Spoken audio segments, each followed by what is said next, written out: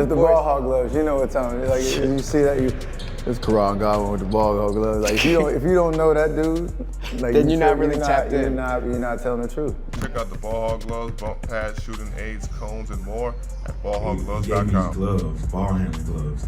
I've never been able to handle the ball this good in my life.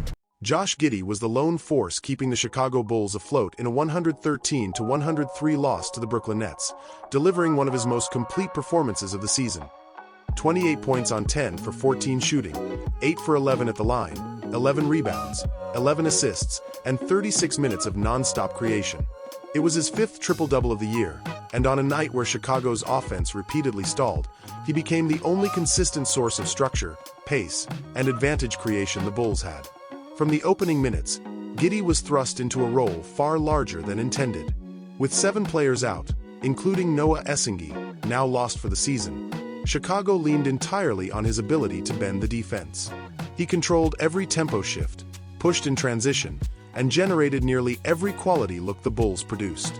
His scoring bursts kept Chicago from collapsing early, and his rim pressure and physical drives forced the Nets into rotations they otherwise never had to make. When the Bulls had life, it was almost always because Giddey manufactured it.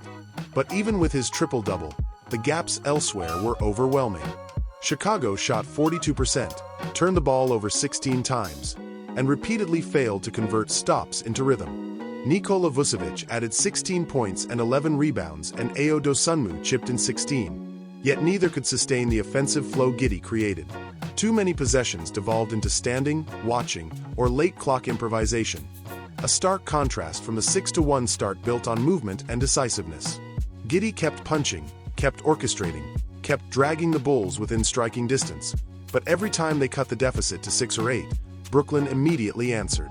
Chicago never produced the defensive response or offensive continuity needed to support their lead creator. This wasn't about effort from Giddey. He rebounded above his position, play made with precision, attacked selectively, and carried usage levels that would break most guards. It was about the structural collapse around him. Injuries matter, but they don't fully explain a 2-week slide filled with losses to bottom-tier teams. What's missing now is identity, urgency, cohesion. And until those return, even nights like this, where Josh Giddey plays at an All-NBA level, won't be enough to stop the freefall.